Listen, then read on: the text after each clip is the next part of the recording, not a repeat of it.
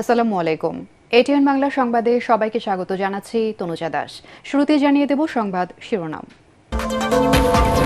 বাড়ছে ভ্যাটের বোঝা, ৪৩টি পণ্য ও সেবায় নতুন হার নির্ধারণের সিদ্ধান্ত। রাজস্ব আয় বাড়াতে এমন উদ্যোগ বললেন অর্থ উপদেষ্টা।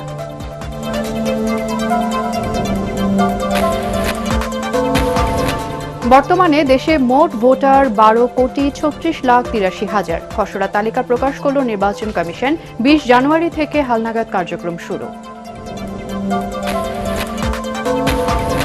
আওয়ামী লীগের সময়ে বিদ্যুৎ খাতে সবচেয়ে বেশি দুর্নীতি হয়েছে দাবি মির্জা ফখরুলের। ক্ষমতায় গেলে জ্বালানি খাতের সব চুক্তি রিভিউ করবে বিএনপি।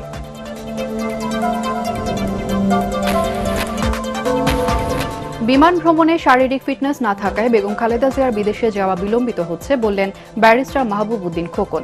এসকে সিনহার সব মামলা প্রত্যাহারের দাবি।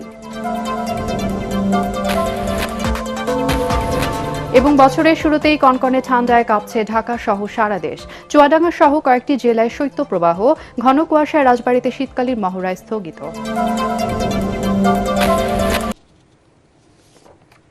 শুনছিলেন সংবাদ শিরোনাম। ৪৩টি পণ্য ও সেবায় নতুন করে ভ্যাট বাড়াচ্ছে অন্তর্বর্তী সরকার। এতে খরচ বাড়তে পারে ওষুধ, পোশাক, মিষ্টি, বিস্কুট, কয়েল ও রেস্টুরেন্টের খাবারে। বিমানে চলাচলে বাড়বে ব্যয়। রাজস্ব আয় বাড়াতে এমন উদ্যোগ নেওয়া হয়েছে বলে জানান অর্থ উপদেষ্টা। দাবি করেন এতে জনজীবনে খরচের চাপ বাড়বে না। সচিবালয়ে ক্রয় সংক্রান্ত উপদেষ্টা কমিটির বৈঠক শেষে এসব কথা বলেন তিনি। আরও জানাচ্ছেন মাহবুব কবির চপল। আওয়ামী লীগ সরকারের উপর মানুষের ক্ষোভের অন্যতম কারণ ছিল দ্রব্যমূল্যের ঊর্ধ্বগতি নিয়ন্ত্রণ করতে না পারা। অন্তর্বর্তী সরকারের সময় জিনিসপত্রের দাম কমার আশা করেছিলেন সাধারণ মানুষ। ৫ মাসে কিছুটা পরিবর্তন হলেও কাঙ্ক্ষিত মাত্রায় কমেনি। তার উপর নতুন করে ৪৩টি পণ্য ও সেবায় ভ্যাট বাড়ানোর সিদ্ধান্ত নিয়েছে সরকার, যা উপদেষ্টা পরিষদের সভায় অনুমোদন হয়েছে। এটি বাস্তবায়ন হলে বিভিন্ন খাতে খরচ বাড়বে। রেস্টুরেন্টে খাবার খেলে শতকরা ১৫ টাকা ভ্যাট দিতে হবে। তৈরি পোশাক, মিষ্টি, বিস্কুট, আচার, coil, mattress, transformer, tissue paper কিনতে ১৫% ভ্যাট দিতে হবে। ওষুধ ও এলপি গ্যাস কিনতেও ২ থেকে ২.৫% ভ্যাট বসতে পারে। বিমান টিকেটে খরচ বাড়বে ২০০ থেকে ১,০০০ টাকা পর্যন্ত। ফলের রস, রং আমদানিতে শুল্ক দিতে হবে বাড়তি শতকরা ১০ টাকা। মদের শুল্ক বাড়িয়ে ৩০% এবং তামাকে ১০০% করা হয়েছে। এভাবে চলতি অর্থ বছরে ১২,০০০ কোটি টাকা বাড়তি রাজস্ব আয়ের পরিকল্পনা করছে এনবিআর, যা আইএমএফের প্রেসক্রিপশন বলে ধারণা করা হচ্ছে। অন্তর্বর্তী সরকারের সময় স্বস্তির বদলে বাড়ছে ভ্যাটের বোঝা। অর্থ উপদেষ্টা বলছেন এর বিকল্প ছিল না তাদের হাতে।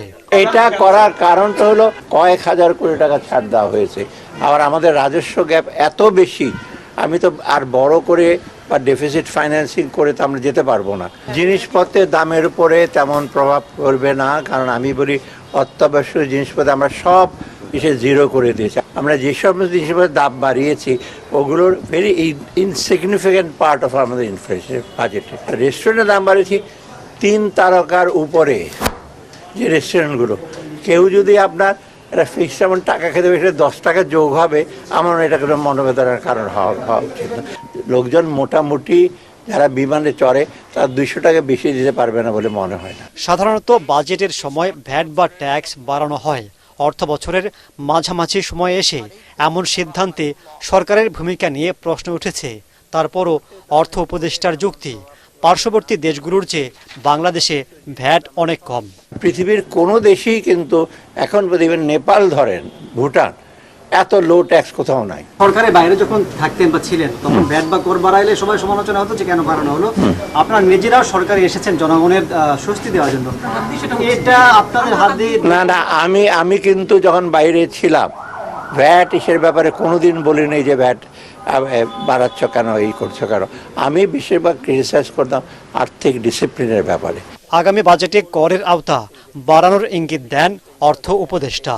এবং বাংলাদেশ ব্যাংক। মাহবুব কবির চপল, এটিএন বাংলা, ঢাকা। দেশে এখন মোট ভোটার ১২,৩৬,৮৩,৫১২ জন। নতুন করে ভোটার তালিকায় যুক্ত হয়েছেন ১৮,৩৩,৩৫২ জন। খসড়া ভোটার তালিকা প্রকাশ করেছে নির্বাচন কমিশন। সকালে আগারগাঁও নির্বাচন কমিশন ভবনে সংবাদ সম্মেলনে নির্বাচন কমিশনার অবসরপ্রাপ্ত ব্রিগেডিয়ার জেনারেল আবুল ফজল মোহাম্মদ সানাউল্লাহ জানান, 20 জানুয়ারি থেকে বাড়ি বাড়ি গিয়ে ভোটার তালিকা হালনাগাদ কার্যক্রম শুরু হবে। আরও জানাচ্ছেন মিজান শাহজাহান। যদি অল্প কিছু সংস্কার করে ভোটার তালিকা নির্ভুলভাবে তৈরি করার ভিত্তিতে নির্বাচন সম্পন্ন করতে হয়, তাহলে 2025 সালের শেষের দিকে নির্বাচন অনুষ্ঠান হয়তো সম্ভব হবে। প্রধান উপদেষ্টা ডক্টর মোহাম্মদ ইউনূসের বক্তব্য অনুযায়ী চলতি বছরের শেষ অথবা আগামী বছরের মাঝামাঝি অনুষ্ঠিত হবে পরবর্তী জাতীয় সংসদ নির্বাচন। জাতীয় ঐকমত্যের ভিত্তিতে প্রত্যাশিত মাত্রার সংস্কার যোগ করি, তাহলে অন্তত আরও 6 মাস অতিরিক্ত সময় লাগতে পারে। এজন্য সবার আগে দরকার নির্ভুল ভোটার তালিকা। সংবাদ সম্মেলনে একথা জানিয়ে নির্বাচন কমিশনার আবুল ফজল মোহাম্মদ সানাউল্লাহ বলেন, বিতর্কের ঊর্ধ্বে থাকতে শুধু নতুন ভোটার নয়, 12 কোটি ভোটারের সবার বাড়িতে গিয়ে তালিকা হালনাগাদ করবে কমিশন। 18 লক্ষের তালিকাও থাকবে, পুরা তালিকাও থাকবে। পুরা তালিকা থাকবে আমাদের হাতে, আর 18 লক্ষের তালিকা থাকবে প্রকাশিত। কোন বছরের তালিকায় বিতর্ক আছে আমরা কি জানি? আমরা যদি পুরা তালিকা যাচাই না করি, আমরা কি বের করতে পারবো যে কে বিতর্কিত? হালনাগাদের আগে দেশে ভোটার ছিল 12,18,50,160 জন। নতুন করে তালিকায় যুক্ত হয়েছেন 18,33,352 জন। এই হিসাবে ভোটার সংখ্যা দাঁড়িয়েছে 12,36,83,512 জনে। এর মধ্যে পুরুষ 6,33,30,103 জন আর নারী 6,03,52,415 জন। তৃতীয় লিঙ্গের আছেন 994 জন। ভোটার বৃদ্ধির হার 1.50%। নির্বাচন কমিশনার আবুল ফজল মোহাম্মদ সানাউল্লাহ বলেন, 17 বছর বয়সের তরুণদেরও ভোটার করতে চায় ইসি। এজন্য আইনের সংশোধনী আনার কথা ভাবা হচ্ছে। যোগ্যতার তারিখ হচ্ছে 1 জানুয়ারি, আবার 1 জানুয়ারিতে। তো আমাদের যদি এই ইন্টারমিডিয়েট পিরিয়ডের কাউকে যদি আমাদেরকে অন্তর্ভুক্ত করতে হয়, তাহলে একটা আইনি পরিবর্তনের প্রয়োজন হবে। সেটা করবো কিনা এটা নিয়ে আমরা ভাবছি। সংবাদ সম্মেলনে জানানো হয়, হালনাগাদ করা তালিকা নিয়ে কারো কোনো দাবি বা আপত্তি থাকলে তা 17 জানুয়ারির মধ্যে জানানো যাবে। এসব আবেদন নিষ্পত্তি করে 2রা মার্চ প্রকাশ করা হবে চূড়ান্ত ভোটার তালিকা। 3,78,000 এনআইডি সংশোধনের প্রক্রিয়াধীন ছিল জানিয়ে এ নির্বাচন কমিশনার বলেন, এগুলো দ্রুত সমাধানের উদ্যোগ নেওয়া হয়েছে। মিজান শাহজাহান, এটিএন বাংলা, ঢাকা। প্রধান উপদেষ্টা ডক্টর মোহাম্মদ ইউনূস বলেছেন, সরকারের চেয়ে ব্যক্তির ক্ষমতা বেশি। মানুষের ব্যক্তি সত্তা জাগ্রত হলে সব সমস্যার সমাধান সম্ভব।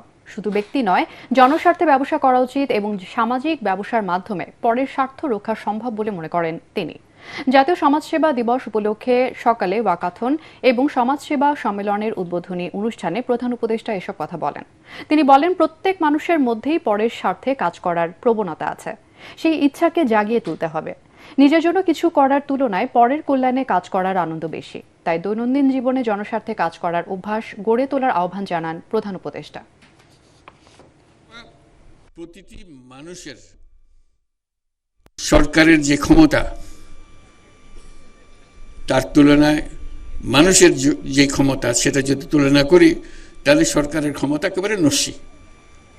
মানুষের ক্ষমতা প্রচণ্ড শক্তি। আমরা সবাই যদি অল্প অল্প করে সে নিঃস্বার্থে সঙ্গে সঙ্গে পরস্বার্থের কাজটাও করতে পারতাম, এটা যদি আমাদের মাথায় ঢুকতো, আমাদের মাথায় আমরা নিয়ে আসতাম, তাহলে আমাদের কোনো সমস্যা আর এদিকে তাকাতে হতো না, কারো মুখাপেক্ষি হতো না, কারো দিকে তাকিয়ে থাকতে হতো না। আমরা নিজেরাই সেটা সমাধান করতে পারি। পতিত স্বৈরাচার আওয়ামী লীগের সময় বিদ্যুৎ খাতে সবচেয়ে বেশি দুর্নীতি হয়েছে বলে অভিযোগ করেছেন বিএনপি মহাসচিব মির্জা ফখরুল ইসলাম আলমগীর। তার দাবি, শেখ পরিবার ও তাদের ঘনিষ্ঠ সহযোগীরা এই খাতে দুর্নীতির মাধ্যমে বিদেশে সম্পদের পাহাড় গড়ে তুলেছে। চেয়ারপারসনের গুলশান কার্যালয়ের সংবাদ সম্মেলনে দাবি করা হয়, 2009 সাল থেকে বিদ্যুৎ খাতে কৃত্রিম সংকট তৈরি করে কুইক রেন্টাল, ক্যাপাসিটি চার্জ, বিদেশ থেকে এলএনজি আমদানির নামে সীমাহীন অর্থ লুটে নিয়েছে আওয়ামী লীগ। বিএনপি জোট সরকারের সাবেক বিদ্যুৎ প্রতিমন্ত্রী সংবাদ সম্মেলনে জানান, আওয়ামী লীগের লুটপাট, অর্থ পাচারের ফলে দেশের অর্থনীতি ধ্বংসের দ্বারপ্রান্তে, আর এর মাসুল দিতে হচ্ছে দেশের জনগণকে। এক প্রশ্নের জবাবে মির্জা ফখরুল জানান, বিএনপি জনগণের ভোটে রাষ্ট্র পরিচালনার দায়িত্ব পেলে আওয়ামী লীগ আমলে বিদ্যুৎ ও জ্বালানি খাতের সব চুক্তি খতিয়ে দেখা হবে।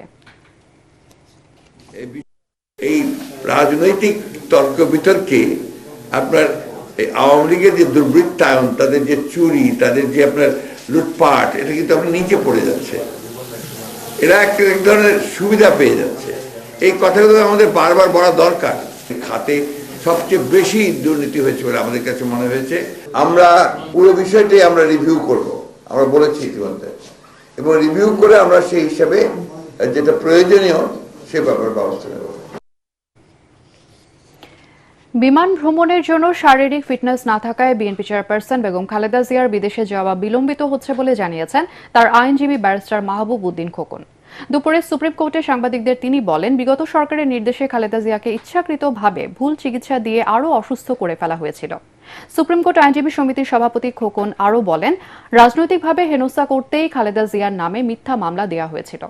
সাবেক প্রধান বিচারপতি এসকে সিনহার বিরুদ্ধে সব মিথ্যা মামলা প্রত্যাহার করে তাকে দেশে ফিরিয়ে আনার দাবি জানান তিনি। আরও জানাচ্ছেন হুমায়ুন চিশতি। সংবিধানের 16 সংশোধনী বাতিলের রায় নিয়ে ক্ষমতাসীন আওয়ামী লীগ ও সরকারের সাথে মতবিরোধের জেরে 2017 সালে দেশ ছাড়তে বাধ্য হন তৎকালীন প্রধান বিচারপতি সুরেন্দ্র কুমার সিনহা। পরে বিদেশে থেকেই পদত্যাগ করেন তিনি। পরবর্তীতে ঋণ জালিয়াতি ও অর্থ পাচারের 2 মামলায় তাকে 4 বছর ও 7 বছরের সাজা দেন আদালত। আমি পালিয়েও যাচ্ছি না, আমি আবার ফিরে আসবো, আমি একটু বিব্রত। বৃহস্পতিবার সুরেন্দ্র কুমার সিনহার মামলা প্রত্যাহারের পাশাপাশি তাকে দেশে ফিরিয়ে আনার দাবি জানান সুপ্রিম কোর্ট আইনজীবী সমিতির সভাপতি মাহবুব উদ্দিন খোকন। একই সাথে অর্থ পাচারের মিথ্যা মামলায় তারেক রহমানকে বেকসুর খালাস দেওয়ার প্রেক্ষাপটে দেশ ছাড়তে বাধ্য হওয়া জেলা জজ মোতাহার হোসেনকেও দেশে ফিরিয়ে আনার দাবি জানান তিনি। দেশের প্রধান বিচারপতি এখনো রিফিউজি হিসেবে কানাডায় আছে। এসকে সিনহার সকল মামলা প্রত্যাহার করা উচিত হোক দাবি জানাচ্ছি, পাশাপাশি তাকে যেন দেশে ফিরিয়ে না, মোতাহার হোসেন সাহেবকে তাকে দেশে ফিরিয়ে আনার জন্য ব্যবস্থা গ্রহণ করার জন্য সরকারের দাবি জানায়। সাবেক প্রধান বিচারপতি এসকে সিনহা এবং মোতাহার হোসেন সাহেবের তাদের বিরুদ্ধে মিথ্যা মামলা করা হয়েছে, সেগুলা ব্যাপারে তদন্ত হওয়া উচিত। এ সময় খোকন বলেন, বিগত সরকারের নির্দেশে বেগম খালেদা জিয়াকে অপচিকিৎসার মাধ্যমে আরও অসুস্থ করা হয়েছিল। বর্তমানে তিনি কিছুটা সুস্থ হলেও বিমানে ভ্রমণের উপযুক্ত নন। বেগম খালেদা জিয়ারে তারা অপচিকিৎসা দিয়েছিল তারা জেলে থাকাকালীন সময়। পরবর্তীতে চিকিৎসা না হতে এত জটিল সৃষ্টি হয়েছে, ওনার ডাক্তাররা ওনাকে দিতে হবে, ছাড়পত্র দিতে হবে যে না she is fit to fly. বিমান ওঠার জন্য তার শারীরিক সুস্থতা ফিটনেস আসতে হবে, সেই জন্য ওই সম্ভবত ওয়েট করতেছে। বেগম খালেদা জিয়াকে মিথ্যা মামলায় সাজা দেওয়ার সাথে জড়িতদের বিষয়ে তদন্তের পাশাপাশি তাদের বিচারের দাবি জানান ব্যারিস্টার খোকন। হুমায়ুন চিশতি, এটিএন বাংলা, ঢাকা। সবই আসা উচিত। জুলাই গণঅভ্যুত্থানে চালানো গণহত্যার পাশাপাশি গত 15 বছর বিরোধী মত দমনে আওয়ামী লীগের গুম খুন দুর্নীতির বিচারের দাবি জানিয়েছেন বিএনপির সিনিয়র যুগ্ম মহাসচিব রুহুল কবির রিজভী। সিলেটের হুমায়ুন রশিদ চত্বরে যুব এশিয়া কাপ জয়ী ক্রিকেটার ইকবাল হোসেন ইমনের পরিবারকে বিএনপির ভারপ্রাপ্ত চেয়ারম্যান তারেক রহমানের পক্ষ থেকে 2টি অটোরিকশা উপহার প্রদান অনুষ্ঠানে তিনি একথা বলেন। সংশোধিত পাঠ্য বইয়ে মুক্তিযুদ্ধ নিয়ে কোনো অধ্যায় না রাখায় অসন্তোষ প্রকাশ করেন বিএনপির এই নেতা। জিয়াউর রহমানের মুক্তিযুদ্ধের ঘোষণার কথা উল্লেখ করে রিজভী বলেন, গেল 15 বছর আওয়ামী লীগ পরিকল্পিতভাবে মুক্তিযুদ্ধের ইতিহাস বিকৃত করেছে। বিএনপির স্থায়ী কমিটির সদস্য ডাক্তার এজেড.এম. জাহিদ হোসেন গুমের শিকার দলের সাবেক নেতা ইলিয়াস আলীর সন্ধান ও এই ঘটনার সাথে জড়িতদের বিচার দাবি করেন।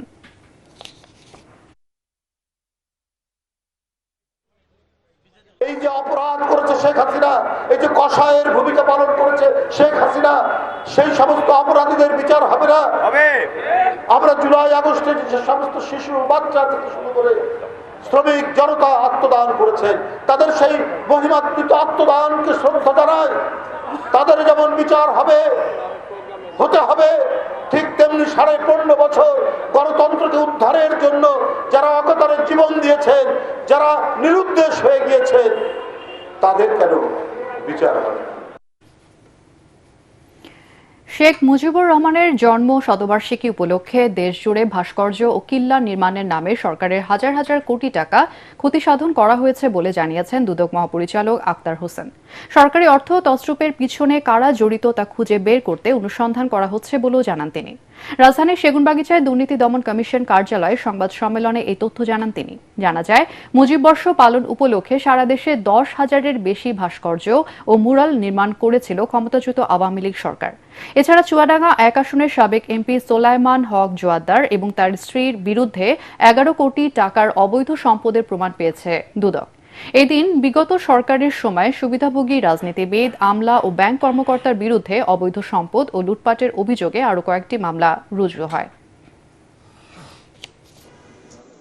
দেশ জুড়ে বঙ্গবন্ধুর অপ্রয়োজনীয় ভাস্কর্য মুরাল, সরকারি অর্থ অপচয় এবং তছরূপের মাধ্যমে হাজার কোটি টাকা ব্যয়ে নির্মাণের অভিযোগের প্রেক্ষিতে এই কমিশন কর্তৃক এই বিষয়ে অনুসন্ধানের সিদ্ধান্ত গৃহীত হয়েছে। দেশ জুড়ে মুজিব কিল্লা নির্মাণ, সংস্কার উন্নয়ন প্রকল্প পরিচালক, সংশ্লিষ্ট ঠিকাদার অন্যান্যের বিরুদ্ধে হাজার হাজার কোটি টাকা তছরূপ, অতিরিক্ত বিল দেয়া সহ বিভিন্ন অনিয়মের বিষয়ে অনুসন্ধানের সিদ্ধান্ত গৃহীত হয়েছে। সরকার বিরোধী কর্মকাণ্ড কিংবা রাজনৈতিক সংশ্লিষ্টতা না থাকার পরও বিসিএস এ নিয়োগে বাদ পড়েছেন অনেকেই। আবার সংখ্যালঘু হওয়ার কারণেও বাদ দেওয়ার অভিযোগ উঠেছে। অন্য চাকরি ছেড়ে বিপাকে পড়েছেন অনেকেই। শেষ মুহূর্তে বাদ পড়ে হতাশায় ভুক্তভোগীরা। বিষয়গুলো আবার যাচাইয়ের আবেদন করেছেন তারা। দেখুন মাহবুব কবির চপলের আরেকটি রিপোর্ট। আমার বাবা কৃষিকাজ করে আমাকে মানুষ করছে। আমি আমার মেধা দিয়ে কলেজ, আমি বুয়েটে পড়াশোনা করেছি। আমি 41-এ ক্যাডার হয়েছি। আমি জয়েন করে নিই যে আমি 43-এ আমার পছন্দসই একটা ক্যাডার পাইছি, আমি এটাতে জয়েন করব। আমি জানি আমি জীবনে কখনো রাষ্ট্রবিরোধী কোনো কর্মকাণ্ড আমি করি নাই, আমার পরিবার করে নাই, আমার বংশ করে নাই। বিসিএস চাকরির সোনার হরিণ ধরা দিয়েও যেন হাত থেকে বের হয়ে যাবার উপক্রম। এত বছরের পরিশ্রম আর লালিত স্বপ্নের অপমৃত্যুর আশঙ্কা। চরম অনিশ্চয়তা নিয়ে সচিবালয়ের সামনে ভিড় করছেন বিসিএস এ বাদ পড়া ভুক্তভোগীরা। আমি বা আমার পরিবার কারোরই কোনো রাজনৈতিক ইনভলভমেন্ট নেই এবং আমাদের নামে কোনো ফৌজদারি মামলা নেই এবং আমি অলরেডি একবার গেজেটেড হয়েছি 15 অক্টোবর 2024। তো দ্বিতীয়বার গেজেটে আমি তাহলে গেজেটেড হব না কেন? প্রথম গেজেটের নাম আছে, পরের গেজেটের নাম নাই এবং বৈষম্যহীন বাংলাদেশে আমরা আসলে এটা আশাই করতে পারি না যে আমাদের সাথে এই বৈষম্যটা হবে। 2000 সালে বিসিএস পরীক্ষার নিয়োগ বিজ্ঞপ্তি দেয় আওয়ামী লীগ সরকার। 4,35,000 প্রার্থীর মধ্যে প্রিলিমিনারি, লিখিত ও ভাইবা দিয়ে চূড়ান্ত নিয়োগের জন্য বিবেচিত হন 2800 জন। এর মধ্য থেকে 2023 সালের ডিসেম্বরে 2163 জনকে ক্যাডার পদে নিয়োগের সুপারিশ করা হয়। সরকার পরিবর্তনের পর গত 15 অক্টোবর 99 জনকে বাদ দিয়ে গেজেট প্রকাশ করে সরকার।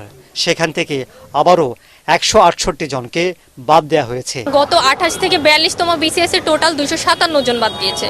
সেখানে আমাদের এখন বৈষম্য বিরোধী সরকার আর কি, সমতা ভিত্তিক যে সরকার, এখানে আমাদের একমাত্র বিসিএস 43, সেখানেই আমাদের বাদ গেল 267 জন। আমাকে যদি চাকরিও না দেয় এটা নিয়ে আমার কষ্ট নেই, আমি শুধু এই প্রশ্নটার উত্তর চাই যে আমাকে কেন বাদ দেওয়া হলো। তারা চাকরি ছেড়েছি, আবার এদিকে আমাদের গেজেট আবার আমাদের নামও আসে নাই। তাহলে আমাদের কথা, আমাদের পরিবারের কথাটা একবার সরকারকে তো বুঝতে হবে। 2 ধাপে যে 267 জনকে বাদ দেওয়া হয়েছে তার বড় একটি অংশ সংখ্যালঘু সম্প্রদায়ের। আবার গোপালগঞ্জ জেলার 30 জনের মধ্যে 24 জনকেই বাদ দেবার অভিযোগ উঠেছে।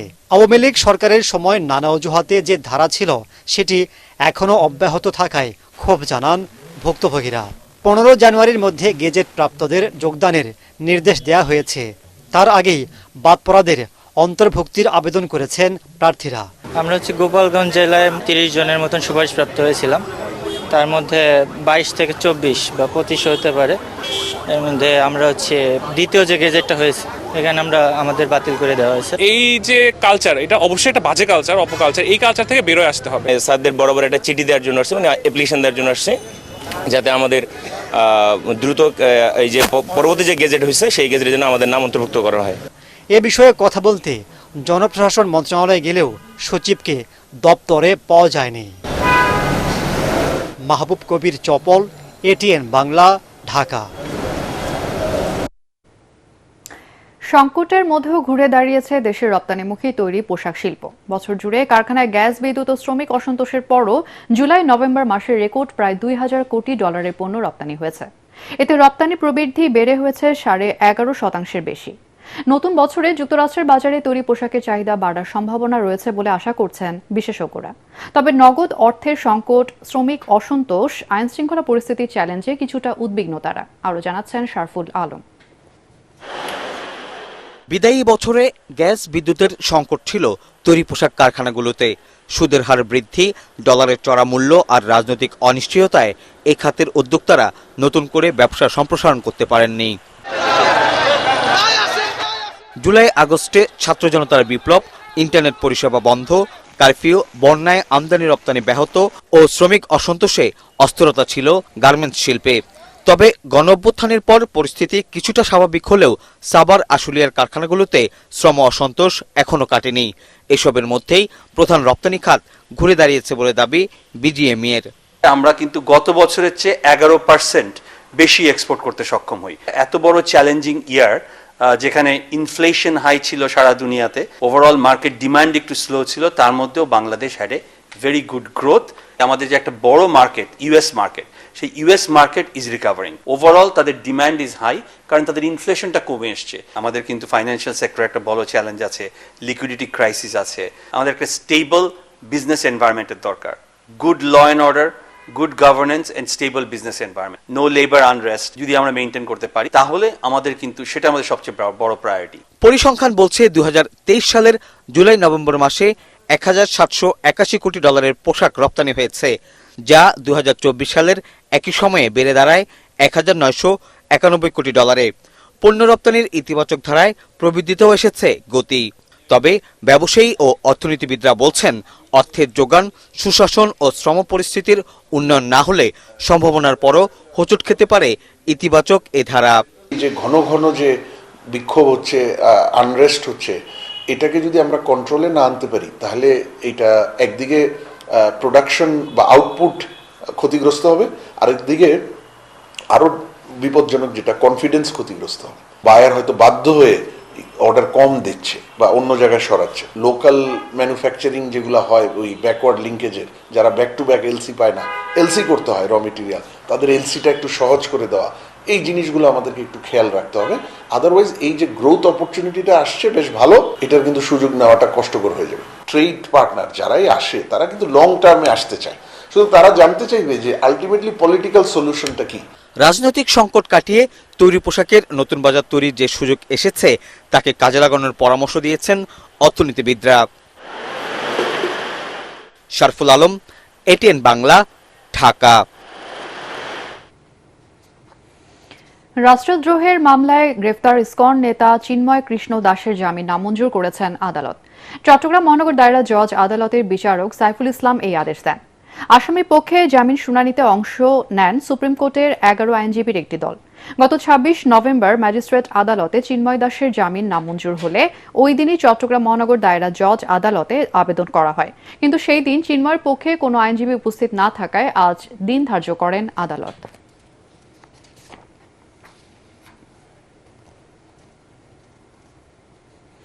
সারা দেশের মতো রাজধানী ঢাকাতেও জেঁকে বসেছে শীত। সকাল থেকে দেখা মেলেনি সূর্যের। মৃদু বাতাসে শীতের তীব্রতা আরও বেড়েছে, ফলে নাজেহাল খেটে খাওয়া মানুষের জীবনযাত্রা। ঢাকায় আজ সর্বনিম্ন তাপমাত্রা রেকর্ড করা হয়েছে 13.8 ডিগ্রি সেলসিয়াস। আগামী কয়েকদিন এমন অবস্থা থাকবে বলে জানিয়েছে আবহাওয়া অফিস। আরও জানাচ্ছেন মুশফিকুর রহমান। বুধবার মধ্যরাত থেকেই হিমেল হাওয়ার সাথে সাথে ঘন কুয়াশা বইছে রাজধানীতে। বৃহস্পতিবার দুপুর গড়ালেও দেখা মেলেনি সূর্যের। ধীর গতিতে চলাফেরা করছে যানবাহন। রাস্তায় আগুন জ্বালিয়ে শীত নিবারণের চেষ্টা করছেন অনেকেই। রাজধানীতে শীতের প্রকোপ আজ এতটাই বেশি যে যেখানেই যাচ্ছি এমন আগুন জ্বালিয়ে জটলা পাকিয়ে শীত নিবারণের চেষ্টা করছে মানুষ। শীত সবার জন্য আরামের না, খেটে খাওয়া মানুষের ভোগান্তি বাড়িয়েছে প্রশান্তির শীত। বোতল দিয়ে আগুন ধরাইছি, এখানে গাড়ি চালানো যাচ্ছে না। আরে কাকা, আজকে ঠান্ডা অত্যন্ত বেশি। হাত পা দেন না বললি তো আগুন তাকাইলাম না। এখন তো জারতে নাই, সকাল তো বাইরে খালি ঘুরতেছি, খালি 2-3 ঘন্টা ঘুরা 220 টাকা মারছি। এই ঠান্ডার জন্য আমাদের প্যাসেঞ্জার ওঠে না, কিন্তু ঠিকই আমাদের মালিক পক্ষ আমাদের কাছ থেকে জমা ঠিকই নিতেছে। মানে চলতে রাস্তায় আয়া বইছি, রাস্তায় না বললে 2 টাকা না পাইলে তার আমরা ভাত চাউল ডাল কিনতে পারবো না। আবহাওয়া অফিস জানিয়েছে জানুয়ারি জুড়ে বেশ কয়েকটি শৈত্যপ্রবাহ হওয়ার সম্ভাবনা রয়েছে। ফলে সামনে শীতের প্রকোপ আরো বাড়বে বলে জানিয়েছে আবহাওয়া অধিদপ্তর। আজকের দিনে আমরা তাপমাত্রা, বিশেষ করে দিনের তাপমাত্রা 1 থেকে 2 ডিগ্রি কমে যাবে, কোনো কোনো জায়গায় এর থেকে বেশিও কমতে পারে। শুধু ঢাকাতে আপনার আজকে সকালে তাপমাত্রা 13.8, এটা নর্মাল থেকে প্রায় 2 ডিগ্রি কম আছে এবং দিনের তাপমাত্রা এটাও আজকে 20-এর নিচে নেমে যাবে। তো আগামী 2 থেকে 3 দিন অন অ্যান অ্যাভারেজ ঘন কুয়াশা এটা সকাল থেকে দুপুর পর্যন্ত থাকতে পারে। সেক্ষেত্রে আপনার তাপমাত্রা উল্লেখযোগ্য পরিবর্তন হবে না। ঘন কুয়াশা আরো কয়েকদিন থাকবে বলেও জানান তারা। জানুয়ারির শুরুতে অবশেষে রাজধানীতে অনুভূত হচ্ছে তীব্র শীত।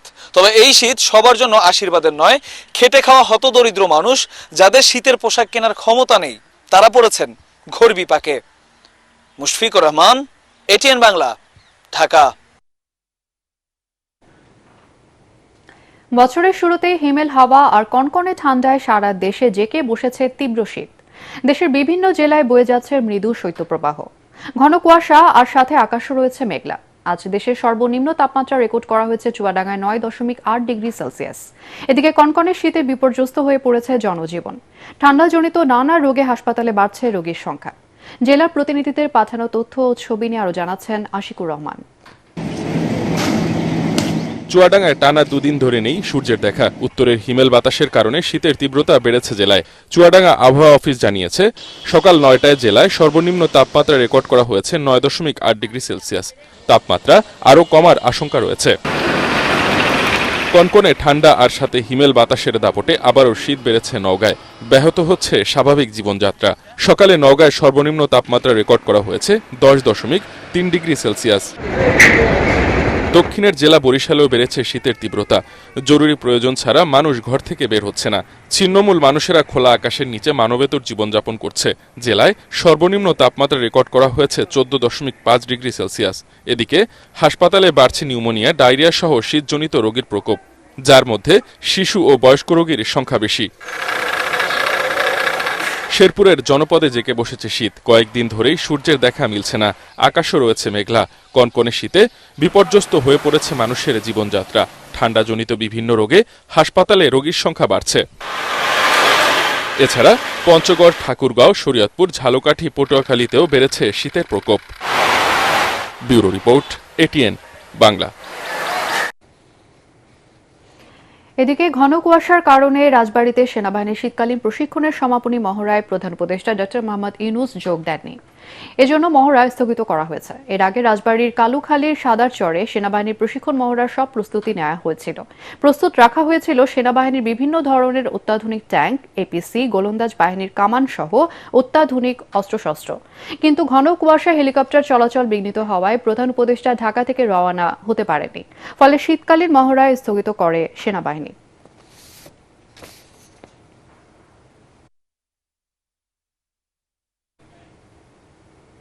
বৈষম্য বিরোধী ছাত্র আন্দোলনে আহত রাইসুর রহমান রাতুলকে 1 লাখ টাকার অনুদান দিয়েছে বিজিবি। সকালে বিজিবি সদর দপ্তরে তার হাতে অনুদানের চেক তুলে দেন বিজিবির অতিরিক্ত মহাপরিচালক ইয়াসিন জাহান হোসেন। সম্প্রতি জুলাই আন্দোলনে আহত রাতুল উত্তরা 7 নম্বর সেক্টরের 28 নম্বর রোডে একটি ফুড কার্টের দোকান দেয়। সামাজিক যোগাযোগ মাধ্যমে যা বিজিবির নজরে আসে। বিজিবি মহাপরিচালকের 100 জন আহতকে অনুদান দেবার উদ্যোগের ভিত্তিতে রাতুলের ভবিষ্যতের জন্য তাকে এই সহায়তা করল বিজিবি। এর আগে গেল 8ই ডিসেম্বর বিজিবি হাসপাতালে চিকিৎসাধীন 42 জন ছাত্র জনতার মধ্যে অসহায় 7 জনকে অনুদান ও বিকল্প কর্মসংস্থানের ব্যবস্থা নেয় বিজিবি। বিভিন্ন সহকর্মীরা আমরা ওর উত্তরা 7 নম্বর সেক্টরে 24 নম্বর রোডে তার ফুড কোর্টটা আমরা ক্রেতা হিসেবে দেখেছি। সেই লক্ষ্যে তার এই ফুড কোর্টটা যাতে আরো সম্প্রসারণ করতে পারে এই জন্য আমরা তাকে আর্থিক সহায়তা প্রদান করলাম। আদ্দিন ফাউন্ডেশন আয়োজিত ও আকিজ শিল্প গোষ্ঠীর সৌজন্যে যশোরে 3 দিন ব্যাপী তাফসিরুল কোরআন মাহফিলের আজ দ্বিতীয় দিন। সদর উপজেলার পুলেরহাটে Ad-din Sakina women's medical college প্রাঙ্গণে বুধবার অনুষ্ঠিত মাহফিল পরিণত হয় জনসমুদ্রে। এ উপলক্ষে সেখানে স্বাস্থ্য ও বইমেলার আয়োজন করা হয়েছে। যশোর থেকে তামান্না ফারজানার রিপোর্ট জানাচ্ছেন আশিকুর রহমান। বুধবার দুপুরে ইসলামী বইমেলার উদ্বোধন করেন 500 শয্যা বিশিষ্ট আদ্দিন সকিনা মেডিকেল কলেজের পরিচালক ডাক্তার ইমদাদুল হক। এ সময় আরও উপস্থিত ছিলেন যশোর আদ্দিন সকিনা মেডিকেল কলেজ ও নার্সিং ইনস্টিটিউটের অ্যাসোসিয়েট ডিরেক্টর নাজমুন নাহার, আদ্দিন ফাউন্ডেশনের পরিচালক HR and company affairs Tarikul Islam মুকুল।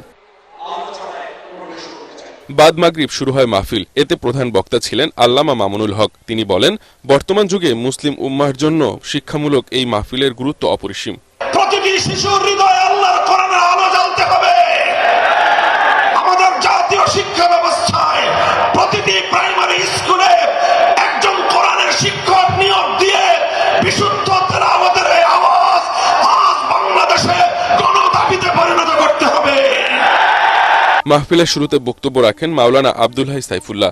এ অনুষ্ঠানে দেশের প্রখ্যাত 6 জন আলেমে দ্বীন এবং ইসলামিক স্কলার ওয়াজ করেছেন। আজ মুফতি আমির হামজা ও মাওলানা রফিকুল ইসলাম মাদানী এবং 3রা জানুয়ারি শাহেক আহমদুল্লাহ ও ডক্টর মিজানুর রহমান আজহারি ওয়াজ করবেন। এছাড়া প্রতিদিন দেশ বরেণ্য ইসলামী কণ্ঠশিল্পীরা ইসলামী সঙ্গীত পরিবেশন করবেন।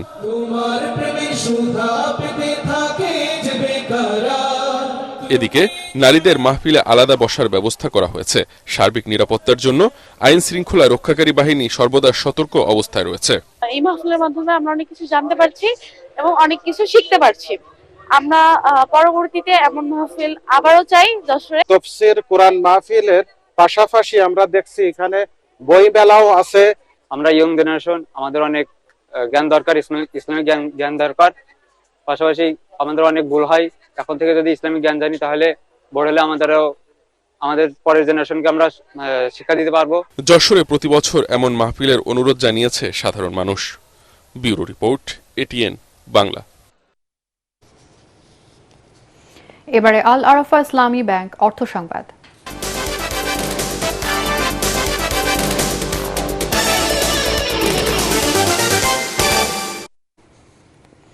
রাজনৈতিক অস্থিরতার বছরেও রেকর্ড ৫,৬৩৪ কোটি টাকা আয় করেছে রাষ্ট্রায়ত্ত সোনালী ব্যাংক, যা ২০২৩ সালের তুলনায় ১,৮৮৮ কোটি টাকা বেশি।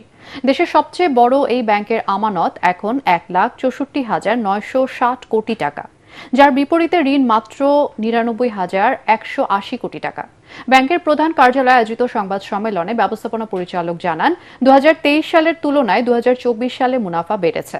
সংকটের মধ্যে খেলাপি ঋণ আদায় হয়েছে ১,৭৭০ কোটি টাকা, আর রেমিটেন্স থেকে আয় ১,০২৪ কোটি টাকা। অপারেটিং প্রফিট এবার আমাদের ৫,৬৩৪ কোটি টাকা। এটা কিন্তু অতীতের সব রেকর্ড এটা ভঙ্গ করেছে। আবার গত বছরের তুলনায় যেটা আমাদের ১,৭৮৮ কোটি টাকা বেশি গত বছরের চেয়ে। এটা আমাদের একটা বড় সাফল্য, যে অনেক বাধা বিপত্তির মধ্যেও আমাদের বেশ কিছু পদক্ষেপ ছিল, যে কারণে আমরা এই অর্জনটা করতে পেরেছি।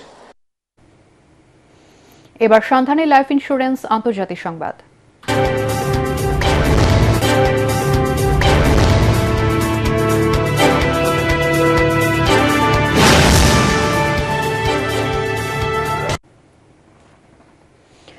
কাতার ভিত্তিক সংবাদ মাধ্যম আল জাজিরার সম্প্রচার সাময়িকভাবে বন্ধের নির্দেশ দিয়েছে ফিলিস্তিনি কর্তৃপক্ষ। উস্কানিমূলক খবর প্রকাশের অভিযোগে এই পদক্ষেপ নেওয়া হয়। মূলত গত সপ্তাহে পশ্চিম তীরের জেনিন ক্যাম্পে ফিলিস্তিনি নিরাপত্তা বাহিনী এবং ফিলিস্তিনি যোদ্ধাদের মধ্যে সপ্তাহব্যাপী সংঘাতের খবর প্রচার করায় এই পদক্ষেপ নিল ফিলিস্তিনি কর্তৃপক্ষ।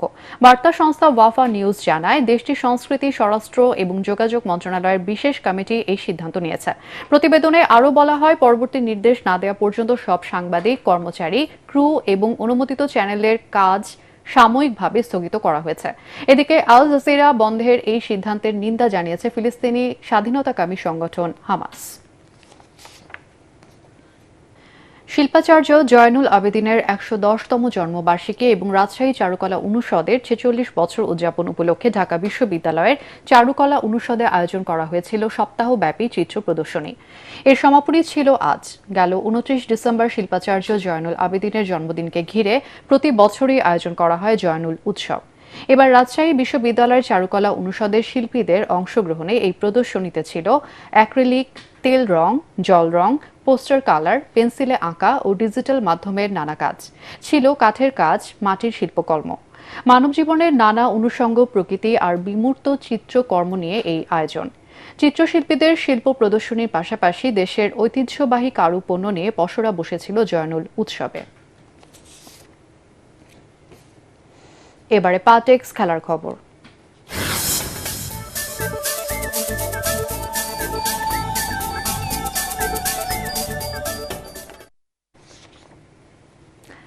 তাসকিন আহমেদের রেকর্ড গড়া ম্যাচে ঢাকা ক্যাপিটালসকে 7 উইকেটের বড় ব্যবধানে হারিয়েছে দুর্বার রাজশাহী। মিরপুর শেরেবাংলা স্টেডিয়ামে 175 রানের টার্গেটে নেমে 31 রানে 2 উইকেট হারায় রাজশাহী। তৃতীয় উইকেটে এনামুল হক বিজয় এবং ইয়াসির আলীর 42 রানের জুটি গড়েন। চতুর্থ উইকেটে বিজয় ও রায়ান বার্লের 56 বলে অপরাজিত 106 রানের জুটিতে 3 উইকেটে 179 রান তুলে জয় পায় রাজশাহী। বিজয় 73 আর বার্ল 55 রান করেন। এর আগে টস জিতে ব্যাটিংয়ে নেমে তাসকিন আহমেদের বোলিং তোপে পড়ে ঢাকা ক্যাপিটালস। 19 রান খরচায় তাসকিন শিকার করেন 7 উইকেট। বাংলাদেশ প্রিমিয়ার লিগের 11 আসরের ইতিহাসে এটাই সেরা স্পেল। অবশ্য তাসকিনের ইতিহাস গড়ার দিনেও চ্যালেঞ্জিং স্কোর গড়ে শাকিব খানের দল ঢাকা ক্যাপিটালস। নির্ধারিত ওভারে 9 উইকেট হারিয়ে 174 রানের পুঁজি পায় তারা। বিপিএল এ টিকিট নিয়ে তুলকালাম কাণ্ড হয়েছে মিরপুর শেরেবাংলা স্টেডিয়ামে। টিকিট না পেয়ে গেট ভেঙে স্টেডিয়ামের ভেতরে প্রবেশ করেছে একদল দর্শক। শুধু তাই নয়, পার্শ্ববর্তী সুইমিং কমপ্লেক্সে টিকিট কাউন্টারে আগুন ধরিয়ে দেয় উচ্ছৃঙ্খল সমর্থকরা। পরিস্থিতি নিয়ন্ত্রণে আনতে বেগ পেতে হয় আইনশৃঙ্খলা রক্ষাকারী বাহিনীকে। আরও জানাচ্ছেন SM আশরাফ। বিপিএলের ইতিহাসে টিকিট নিয়ে এমন অভাবনীয় কাণ্ড আর দেখেনি কেউ। উদ্বোধনী ম্যাচের দিনও দর্শকরা গেট ভেঙে ঢুকে গিয়েছিলেন হোম অফ ক্রিকেটে। এদিন সকাল থেকে মিরপুর 10 নম্বর বুথের সামনে জড়ো হতে থাকেন দর্শকরা। এক পর্যায়ে টিকিট না পাওয়ায় ক্ষুব্ধ হন তারা। অনেকে কাউন্টারের বাঁশ খুলে নিয়ে তা দিয়ে সুইমিং ফেডারেশনের সামনের গেটে ভাঙচুরের চেষ্টা করেন। অতি উত্তেজনায় কেউ আবার বুথে আগুনও ধরিয়ে দেন। ফায়ার সার্ভিসের কর্মীরা আগুন নিয়ন্ত্রণে আনেন। সকাল থেকে আসছে, দূর দূরান্ত থেকে এসছে, কিন্তু টিকিট কেউ পায় নাই। তো সবাই তো আসলে বছরে একবার বিপিএল খেলা দেখতে আসে, তো যার কারণে টিকিট না পেলে সবাই মিলে ভাঙচুর করছে, একটু হট্টগোল করছে, যার কারণে টিকিটও বন্ধ করে দিয়েছে। আগুন লাগানোর ঘটনার পর পুরো এলাকা নিয়ন্ত্রণে নেয় আইন শৃঙ্খলা রক্ষাকারী বাহিনী।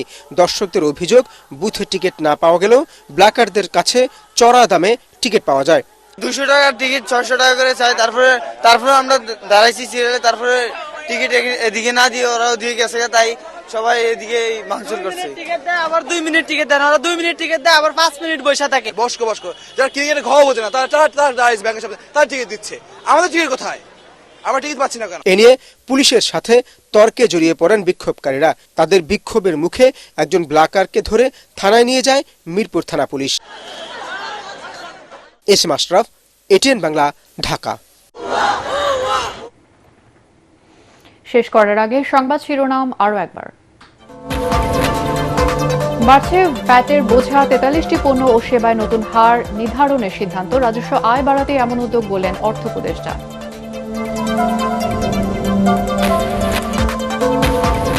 বর্তমানে দেশে মোট ভোটার 12,36,83,000। খসড়া তালিকা প্রকাশ করল নির্বাচন কমিশন। 20 জানুয়ারি থেকে হালনাগাদ কার্যক্রম শুরু।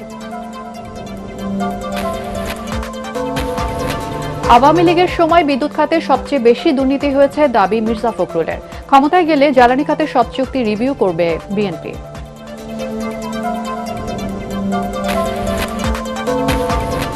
বিমান ভ্রমণে শারীরিক ফিটনেস না থাকায় বেগম খালেদা জিয়ার বিদেশে যাওয়া বিলম্বিত হচ্ছে বললেন ব্যারিস্টার মাহবুব উদ্দিন খোকন। SK সিনহার সব মামলা প্রত্যাহারের দাবি। এবং বছরের শুরুতেই কনকনে ঠান্ডায় কাঁপছে ঢাকা সহ সারা দেশ। চুয়াডাঙ্গা সহ কয়েকটি জেলায় শৈত্যপ্রবাহ, ঘন কুয়াশায় রাজবাড়ীতে শীতকালীন মহড়া স্থগিত।